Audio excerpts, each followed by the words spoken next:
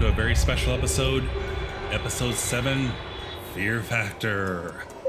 So if you've been following along since episode 1, you know we're about ready to drop down some money, so that's pretty terrifying. So Over 40 Travels proud to present to you the top 4 fears of international travel.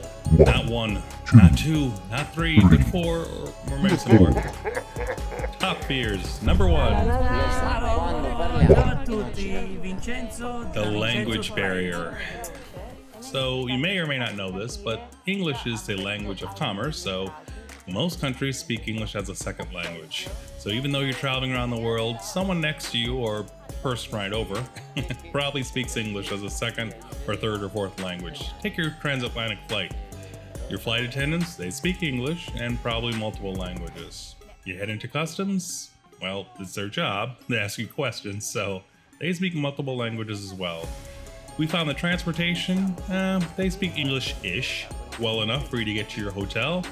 And your hotel attendants, well, they're the rock stars. They speak multiple languages, so language really isn't a problem. I think we've had 1 or 2 incidents in our travels. It was in Bellano.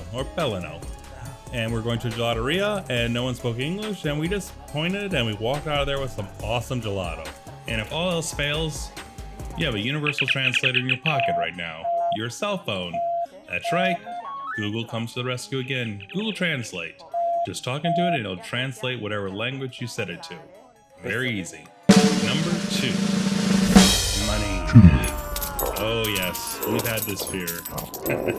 So many different monies out there. The US dollar, the euro, Swiss franc, the yen. I know I've had that same fear. I'm sitting there having a wonderful dinner and my heart is just pounding because any second now the check's gonna come and it's gonna be in some weird euro and I have to do the math and long division. And look, they don't really want your physical money anymore. Let me explain. Since COVID, European nations have been trying to go cashless or touchless.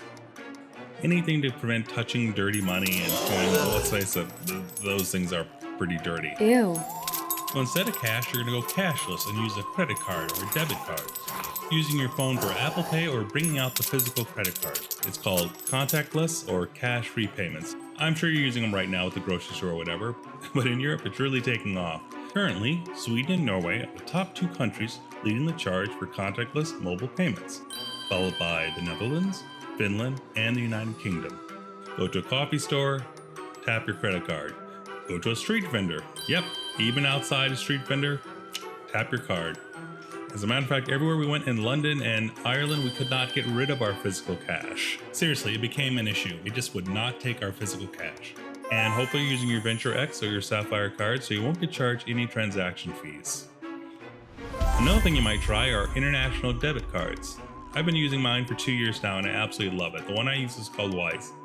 And you set up an account online and you deposit money into it, and then you decide what currency you want it in. Do you want it in euros? Do you want it in British pounds? Do you want it in yen? You decide what currency it's in and you just pay for it, that currency of the country you're in. Which is a shame because the euros and especially the Swiss francs are pretty attractive dollar bills. Fascinating. So don't take a lot of currency with you. You won't be able to use it. We take about $100 worth or euros or whatever for each country we go to.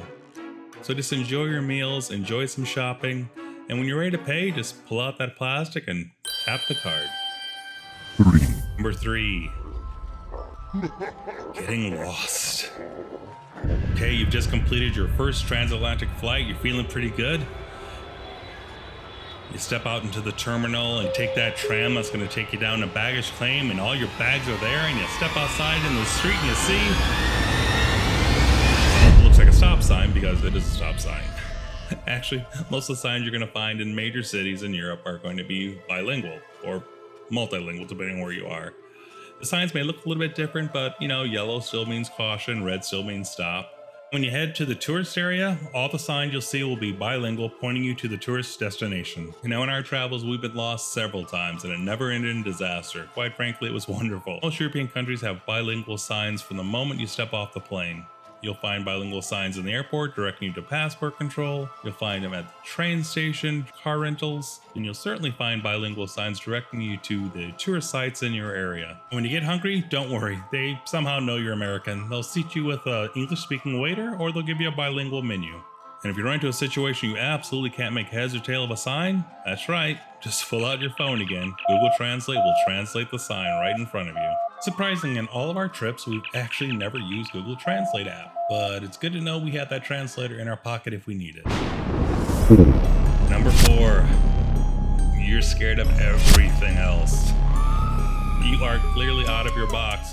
You're going to a foreign country, and that can be pretty scary.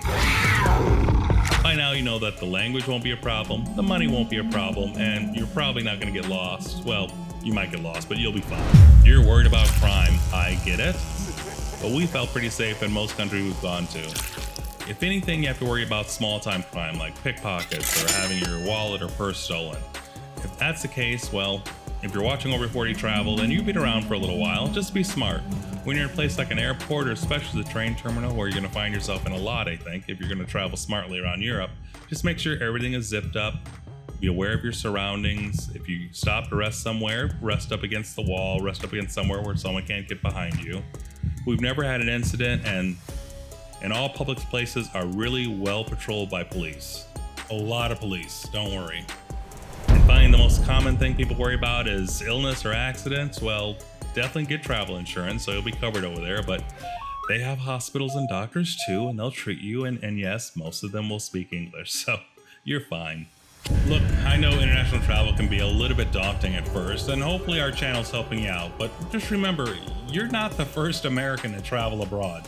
That number's in the millions. Someone's taking the exact same trip that you're taking right now. So just relax, continue to follow the process, continue to save, and just look forward to your great trip. Look forward to that plane ride, that train ride, and just keep your eyes and ears open like you always do right now, and you'll be absolutely fine. You'll have an excellent trip, I guarantee you. And don't forget to have fun.